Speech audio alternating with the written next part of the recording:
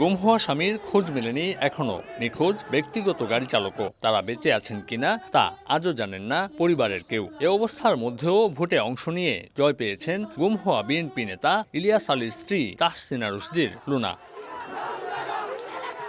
সিলেট ২ আসনে তার বিজয় সৃষ্টি করেছে ইতিহাস। ১২৮টি ভোট কেন্দ্রের মধ্যে জয় পেয়েছেন ১২৭টিতেই। সময় টেলিভিশনের সঙ্গে আলাপচারিতায় বিজয়ের এই মহেন্দ্রক্ষণ উৎসর্গ করেন নিখোঁজ স্বামী ইলিয়াস আলীর প্রতি। তো আমার বিজয়টা সম্পূর্ণভাবে দাঁড়িয়ে একজন নামের উপর, একটা নামের উপর, সেটা হচ্ছে ইলিয়াস আলী। নির্বাচনটা আসলে উৎসর্গ যদি করতে হয় সেটা প্রথমত ইলিয়াস আলী, তারপরে এই বিশ্বনাথ এবং উসমানীনগরের যারা নাগরিকবৃন্দ, যারা ভোটার আছেন, যারা ভোট দিয়ে নির্বাচিত করেছেন তাদের উদ্দেশ্যে। ইলিয়াস আলী নিখোঁজের পর জীবন খুব একটা সহজ ছিল না এই পরিবারের। দায়িত্ব নিয়েছেন নিখোঁজ ব্যক্তিগত গাড়ি চালক আনসার আলীর পরিবারের ভরণ পোষণেরও।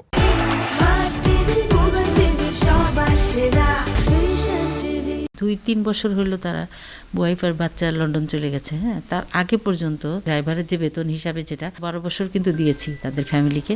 সিলেটের বঞ্চিত মানুষের উন্নয়ন সহ গুম হওয়া ব্যক্তিদের পরিবারের জন্য কাজ করতে চান তাহসিনা রুশদীর লুনা।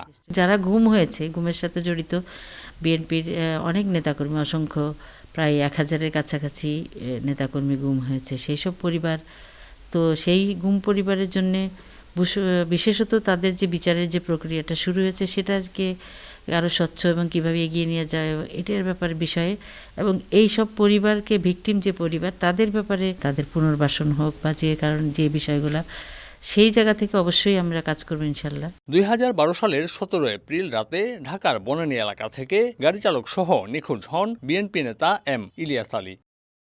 আমিনুল ইসলাম, সময় সংবাদ, সিলেট।